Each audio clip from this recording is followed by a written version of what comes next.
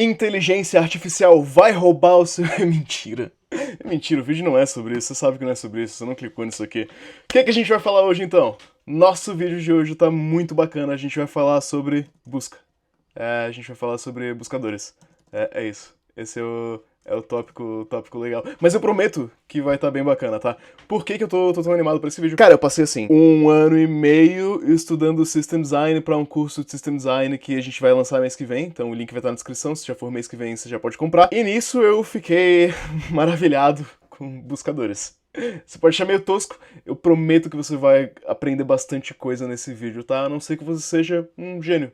Aí você não vai aprender nada. Mas eu aprendi muito estudando sobre System Design ao longo da minha carreira, né? Já estudo System Design há, diria que uns 3 anos, e mais intensamente nesse último ano, para conseguir preparar o material e garantir que o material tá todo adequado. Então hoje a gente vai falar sobre buscadores. Sim, a gente vai falar sobre a pesquisa no Google. Incrível, né? Cara, eu vou te mostrar. Eu tô aqui numa janela anônima do Google, tá? Eu vou primeiro te mostrar o funcionamento pra você tentar pensar comigo e perceber o quão complicado é conceber isso daqui, tá? O Google nem sempre foi assim, né? Hoje em dia ele é um sistema distribuído ultra complexo e a gente vai tentar destrinchar alguns pedaços dele pra você entender o que tem ali rolando por trás. Lógico, eu não vou reconstruir o Google num vídeo de 20 minutos, isso não faz sentido. Mas eu vou te explicar como pensar nisso daqui, como pensar em design do sistema. Isso é bem bacana. Vamos lá, eu vou digitar umas letrinhas aqui. Pera, I love PDF, Instagram, IPH, iPhone 15, iPhone 14 Pro Max. Vamos lá então. iPhone, espaço, 15, 14, 15. Pro Max, Pro Plus Price, Pro Max Price in Germany, Refurbished Pro Max. Você entendeu a ideia? Antes de eu mesmo executar a minha busca, eu já tenho resultados preditivos aqui, que mesmo na internet lenta da Alemanha são muito rápidos. E se eu clicar em um aqui, iPhone 15 Pro Max, ó, percebe que o tempo foi muito rápido, ele já me dá aqui produtos, né? Ele já me dá aqui embaixo, enfim, vários links, e você pode ir descendo e tem muita coisa, tem muitos resultados, ele sabe que tem mais de 10 páginas, e o que ele tem nessas 10 páginas, como é que ele buscou tudo isso, como é que ele encontrou tudo isso tão rápido. Como é que ele... Cara, tá me retornando resultados em alemão, porque eu tô na Alemanha, mas eu pesquisei em inglês, o negócio é muito incrível. É incrível, a palavra é incrível. Hoje eu vou destrinchar buscador. Antes disso, vou te falar do patrocínio de hoje, que é a HostGator. Se você tá procurando uma solução para hospedar o seu site, para hospedar o seu domínio, ou para rodar um OpenClaw e te ajudar a automatizar tarefas do seu dia a dia, para rodar um N8N, tá? A HostGator tem todas essas soluções com custo muito atrativo. Você tem hospedagem de sites a partir de R$11 por mês. Você tem VPS a partir de R$25 por mês. Tá? Isso dá $5, né? Então quando você estiver olhando soluções em dólar, você vê que essa daqui é muito barata. Servidor de N8N já pré-configurado, então você consegue usar o N8N numa VPS própria de maneira muito facilitada, o que é muito interessante, você não precisa rodar isso no seu computador.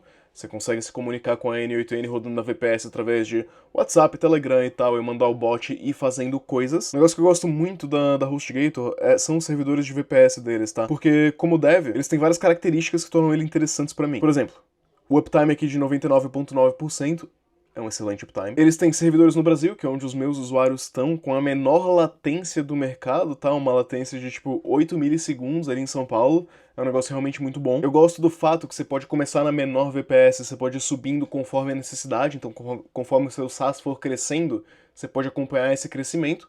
Conforme o SaaS gerar mais dinheiro, você consegue investir um pouquinho mais e mesmo assim fica muito barato. E acho que os resultados aqui falam por si só, tá? A VPS da HostGator ela é muito boa. Ela tem uma latência boa, uma conexão boa, poder de processamento bom, tá? Vale bastante a pena. E além disso, né, eu também acho que existem várias opções para fazer deploy que podem ser mais fáceis para você, dependendo do que você conhece. Por exemplo, se você quiser um sistema operacional simples, um Ubuntu, e configurar tudo, isso é possível. Eu já fiz isso aqui no canal, tá? Eu já mostrei eu fazendo deploy num sistema assim. Se você quiser um desses com painéis aqui, né, um sistema operacional com painel também é possível. Se você quiser uma solução mais já pronta, já configurada para você fazer um tipo plug and play, plugar e rodar um negócio, eu já usei a de Docker aqui no canal, ela é muito fácil. O OpenClaw já vem pronto, o N8N já vem pronto. Se quiser rodar uma aplicação de Node, super fácil. Você tem aqui o WordPress One Click, Supabase, Moodle, WooCommerce, Laravel, tá? É bastante facilitado. Então se você quiser essa experiência mais fácil ou a experiência mais customizada, ambas opções são muito boas, com custo-benefício muito atrativo para você que é aqui do canal. HostGator tem uma condição especial aqui no link na descrição, tá? Eu recomendo bastante a VPS da HostGator e os outros serviços também. Bom, a primeira questão do buscador é que quando a gente tá digitando ali, né, iPhone... Vamos olhar de novo a velocidade disso aqui, pra você ver o quão rápido é. Phone... Olha como muda muito rápido, tá? Em questão de, tipo assim, 100 milissegundos, os resultados estão mudando já aqui quase que ao vivo. É um negócio muito impressionante. Então, enquanto a gente tá digitando letrinhas e o negócio tá prevendo, não é o autocomplete. Ele não tá tentando prever palavras do dicionário, né? iPhone Pro Max não é uma palavra do dicionário. Cara, o autocomplete acontece no intervalo em que você tá apertando ali as teclas. É muito absurdo. Vamos no passo a passo de como isso acontece. A primeira coisa que tá acontecendo quando você tá digitando no iPhone é muito provavelmente um debouncing. A gente já tem vídeo de debouncing aqui no canal, tá? Mas o que o debouncing tá fazendo? Primeiro que se você for um digitador muito rápido, ele não vai mandar essas requisições. Vamos tentar explorar aqui a rede, que eu quero ver com você como que essas requisições vão sendo enviadas, tá? Se eu digitar muito rápido aqui, as requisições, várias delas foram canceladas, porque eu digitei muito rápido. Então, existe um certo nível aqui, de que quando você digita muito rápido... Olha só, deixa eu limpar tudo aqui de novo. Limpei tudo aqui. Eu vou digitar iPhone bem rápido. iPhone, tudo errado. A primeira query que ele fez foi com as letras I, P, O, percebe? Quando eu digitei a letra I, ele não fez busca nenhuma. Quando eu digitei o PO, aí ele fez a query. Agora eu já tinha digitado iPhone, né? Tentar digitar Maps. Enfim, quando você digita absolutamente muito rápido, eu acho que o debouncing do Google foi muito rápido, inclusive eu nem sei se eles fazem, tá? Mas a ideia é que, tipo assim, enquanto eu estou digitando I, P, H, O, N, E, eu não quero enviar todas as requisições para cada uma dessas letrinhas. De repente é mais interessante eu esperar o usuário digitar um certo número de letras para de fato mandar uma requisição, ou eu falar tipo assim, cara, eu vou fazer um scheduling aqui e eu vou mandar uma requisição a cada 50 milissegundos, caso o usuário tenha digitado algo.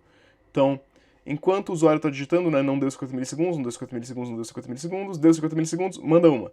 Não deu, não deu, não deu, deu 50 milissegundos, manda outra. Você pode fazer dessa forma, ou você pode simplesmente esperar, né, e falar, não, eu só vou mandar uma requisição quando o usuário ficar inativo por tipo 10 milissegundos, tá? Se ele ficar inativo por 10 milissegundos, aí a gente vai enviar uma requisição. Então, se entre cada teclinha de letra, que não é necessariamente debouncing, né, é debouncing ou scheduling, dependendo da solução optada. Se entre cada letrinha eu demorar mais de 10 milissegundos, quer dizer, perdão, menos de 10 milissegundos, nenhum request sai.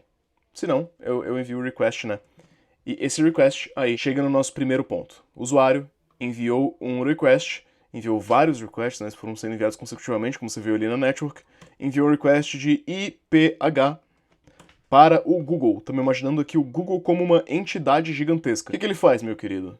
Ele vai pegar IPH e ele vai buscar lá num banco de dados aqui, ó. O que é para retornar quando o usuário digita IPH? Num banco de dados? Num Postgres? Claro que não. Você viu o tempo de resposta ali, um tempo de resposta muito impressionante. Quando você tem milhões de usuários fazendo isso simultaneamente, você não consegue buscar pelo IPH num banco de dados nesse nível de velocidade. Isso não existe. Então, né, o nosso ponto de entrada aqui no Google tem que fazer alguma outra coisa. Aqui, cara, existe uma pressão muito grande para esse negócio ser rápido. E eu vou te dar os seguintes parâmetros. Você vai ter a network. A network vai, no mínimo do mínimo, eu acho que te custar 50 milissegundos, tá? Claro, depende da região, depende da sua conexão ali, vai. Mas enfim, entre uma inda e uma vinda pra rede, no mínimo 50 é forte. No mínimo 20, vai. O Google é bem distribuído. Uma inda e uma vinda na rede, uns 20 milissegundos. Você viu quão rápido o autocomplete era, né? A gente precisa que o nosso sistema de autocomplete gere aqui em 40 milissegundos talvez uma resposta. Para isso, ele vai ter que buscar em algum tipo de cache e de maneira muito rápida, tipo 5 milissegundos. E aí você vai ter que ter o ranqueamento e scoring, né, pra ver qual que ranqueia melhor, em tipo 35 milissegundos. Pra você conseguir retornar isso num tempo que faz sentido ter um autocomplete distribuído na internet. Por que isso se torna um problema muito rápido? A gente não consegue, casualmente, escanear um banco de dados por todas as palavras que começam com IPH. Isso não existe. Você tem uma tabela com todas as possíveis buscas do planeta, você não consegue escanear por IPH. Isso não existe, não faz sentido. Você não consegue também, porque o tamanho disso torna inviável, ter um hash map que vai mapear as letras IPH para todas as possíveis combinações aqui. Porque, tipo assim, pensem todas as combinações de letras possíveis. São quantas letras no alfabeto? 26, só que você tem que considerar que tem mais caracteres, né? Tem línguas com caracteres diferentes, mas enfim. Se a gente estiver pensando em, pô, combinações de 15 letras, vai, 26 elevado a 15. Quanto que dá isso daqui? Esse número aqui. Não sei, velho. Não sei nem que número que é esse. Então, não é tão razoável assim você esperar que você tenha resultados pré-computados pra tudo. Até porque existem coisas meio estranhas. Tipo, eu tô aqui, se eu pesquisar por cama de casal de 2 andares, como montar passo a passo. Cara, você tá vendo isso daqui? É impossível que todas as substrings dessa aberração que eu pesquisei aqui já sejam pré-computadas. Isso não existe. Então tá, você precisa ter um sistema que recebe um prefixo, tipo IPH. Esse é o input do nosso sistema, prefixo IPH. Sugestões. iPhone 15, 16, iPhone 14 Pro Max, né? Essas são as sugestões pro input IPH. A gente combinou que não tem como a gente escanear um banco de dados. Não existe tempo hábil pra isso, não faz o menor sentido. A gente também não vai conseguir, via hashmap, ter todas as combinações possíveis, ter todos os prefixos possíveis, né? Isso não faz tanto sentido. Você me permite uma breve intercorrência aqui? Não sei se é essa palavra correta. Problemas de LeetCode. Expande aqui. Tri-E. Cliquei no Tri-E. Vamos, de repente, pela aceitação. Que isso aqui vai nos dar mais fácil. Na verdade, a ordem normal tava boa. Olha só que legal. Longest common prefix. Prefixo comum mais longo. Que interessante, né? Porque se você olhar as palavras flower, flow, flight, o prefixo comum mais longo é FL. Como é que é a solução disso aqui? O LeetCode vai me deixar abrir aqui o editorial? Não, porque eu não tenho o LeetCode pago. Eu paguei 1 ano, mas não tenho mais. Como você pode ver, algumas das soluções do LeetCode utilizam essa tri-E. Em inglês pronuncia try, que nem tentar, enfim. Como que a nossa try funciona aqui? Eu me sinto muito arrogante pronunciando assim, tá? Coisas que eu faço por vocês. A gente vai ter aqui o princípio de um autocomplete. O princípio de um autocomplete, ele é um princípio que muitas das vezes é utilizado a tal da try, e uma try se parece muito com uma... Posso falar, velho? Uma árvore binária, vai. Em que você tem os nodos aqui, e os nodos vão apontando para os próximos nodos. Nodos é nodes. A palavra em português para isso é nodos mesmo, eu acho, né? A sua try aqui vai ter que o I aponta pro P, que aponta pro H, que aponta pro O, que aponta pro N, que aponta pro E, que aponta pra um espaço vazio, e que aí aponta pra, de repente, um... Pô, vamos simplificar aqui, né? Vamos falar que aponta pro 1, esse 1 aponta pro 4, esse 1 aponta pro 6 também, tá? Mas uma try, ela é uma estrutura que pode ir apontando pra um monte de coisa que não tem nada a ver. Então, eu tô apontando pro meu iPhone, mas eu poderia muito bem estar apontando pro E com acento circunflexo, né? Pra ser a palavra IP em português. Também é uma palavra válida que existe. Ou então, qual outra palavra pode começar com IPHO? Não sei o que começa com IPH. Então, você percebe que a gente tem a nossa try aqui, só que, tipo, isso daqui pode apontar pra milhões de substrings, né? Isso daqui é um grafo todo complexo, e a gente não vai ter tempo de percorrer todas as possibilidades possíveis. O meu I aqui vai apontar para todas as letras, basicamente. Eu vou ter palavras que começam com I, depois IA, inteligência artificial. Eu posso ter também o IPH. Vamos supor que iFood começa assim, né? iFood com PH. Aí aponta pro O de novo. Você entende como, né? Não dá pra gente confiar só na nossa try? Então, dado o fato de que a gente não vai conseguir buscar tudo aqui de maneira muito eficiente, a gente consegue, para buscas muito populares, pré-computar para determinados prefixos as top sugestões para cada nodo. Então, esse nodo aqui, ó, esse H aqui, que vem depois do I e do P, a gente consegue pré-computar essas sugestões aqui. Essas sugestões podem estar pré-computadas e esse nodo linka para elas. Então, você caminha o prefixo, certo? Você caminha aqui IPH, perdão, e você retorna a coisa que já foi pré-computada por algum outro mecanismo do sistema. E essa pré-computação, essas sugestões, não são feitas de maneira automática, não existe, não é possível, né? A gente precisa necessariamente ter que alguém, em algum lugar do Google, pensou, olha, eu vou estar analisando e computando buscas comuns. Então, um número estrondoso de pessoas buscou pelo termo iPhone, de modo que em algum momento esse sistema, que também é outro sistema super complexo, o sistema de criar sugestões, usou alguma heurística, algum cálculo, alguma análise de dados para determinar que essas são as sugestões mais prováveis pro conjunto de caracteres IPH. Fica mais complicado. Fica mais complicado. Achava que aqui eu tenho o meu Google, né? Aqui eu entendi. A barrinha de busca do Google, aqui eu entendi. Aqui fechou. Mas não fechou, cara. Não fechou. Por que não fechou? O que acontece, então, quando eu busco MAKB, olha, MacBook com K, né? Não tem K no, né? Esse K aqui tá errado. Isso aqui é um typo. Isso aqui é um erro de busca. Como que ele conseguiu identificar que eu escrevi a palavra MacBook errado? Certo, que nem se escrever aqui IPE não é mais iPhone. iPhone não é algo que sucede IPE. Tá errado, tá escrito de maneira errada. Então, este seu sistema de sugestões, embora baseado numa prefix, ele precisa ser mais inteligente do que isso. Você precisa ter outro sistema, né? A gente tem o nosso sistema aqui, vamos chamar esse sistema aqui do autocomplete, tá? Esse aqui é o sistema de autocomplete. E a gente vai ter um sistema de gerar sugestões. O sistema de gerar sugestões em si, dentro dele, precisa receber dois tipos de input. Esses dois tipos de input são quais conjuntos de caracteres a pessoa pesquisou. Então, e isso não é só o que ela deu enter, tá? É o que ela digitou. Então, se eu digito M, depois MA, depois MAC, depois, MAK, porque eu tinha digitado errado, aí MAKB, aí eu dei backspace, apertei C, MAC, né? Isso tudo vai entrar como input pro meu sistema de gerar sugestões, e o meu sistema de gerar sugestões vai computar tudo isso, porque a pessoa pesquisou aqui MacBook, meu Deus, MacBook não, certo?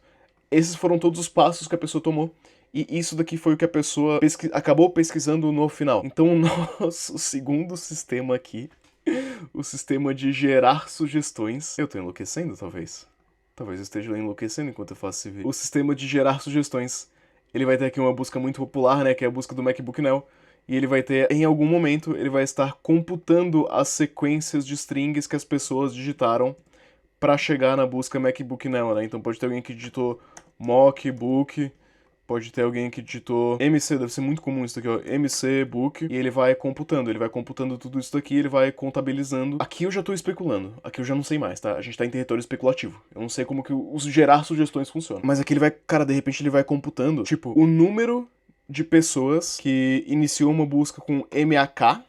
Então vamos supor que 320 pessoas iniciaram uma busca com MAK. Dessas pessoas, a gente tem que, sei lá, 20 acabaram pesquisando por MacBook, e as outras 320, né, estão distribuídas aí em pessoas que pesquisaram outras coisas que não tem nada a ver com MacBook. E baseado nessa distribuição de pesquisas da substring aqui de MAK, a gente consegue produzir um resultado que vai ser injetado nesse nodo aqui da nossa try. Então tem um sistema de busca e tem um sistema de pré-computação.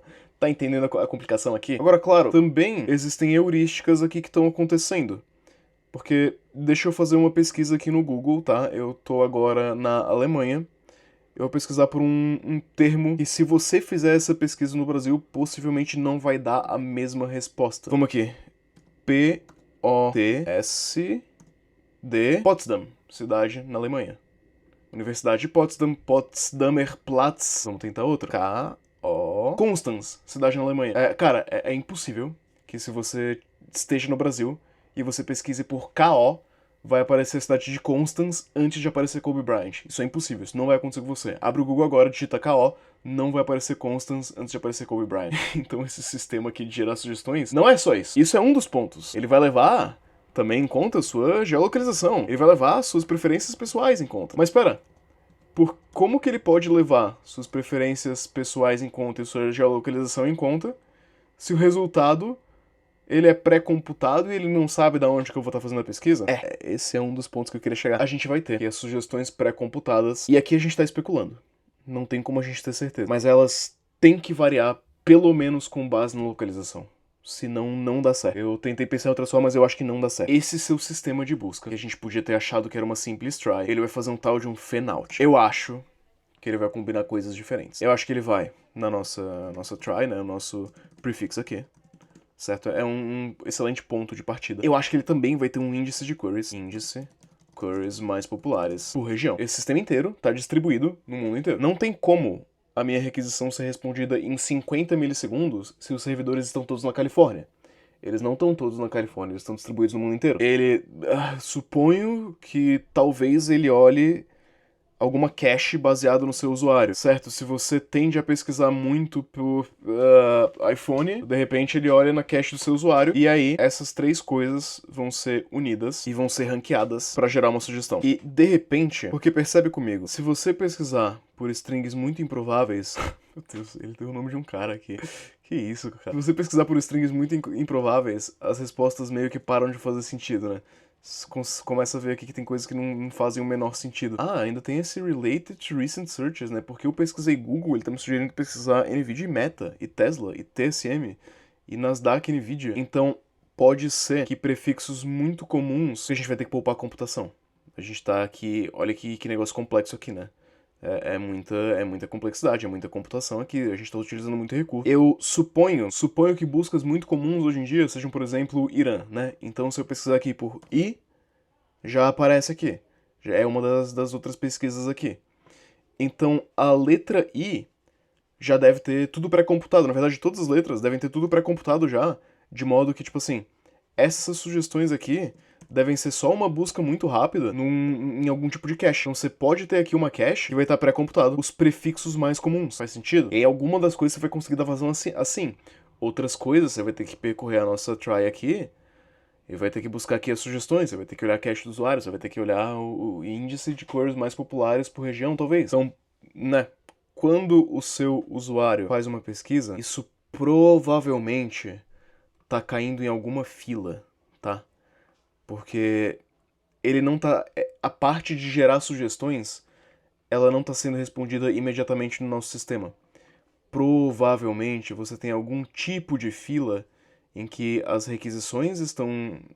Os eventos estão sendo emitidos, capturados aqui por uma fila, e isso em algum momento vai chegar no nosso consumer aqui da fila, né, que é o gerar sugestões. Mas precisa ser meio fresh também, a gente precisa levar em consideração top pesquisas do dia de hoje. Se hoje aconteceu algo muito popular, algum, sei lá, show da Taylor Swift, isso deve ser uma busca plausível, né? Se eu digitar ali a letra T, possivelmente já deve aparecer ali algo nesse sentido.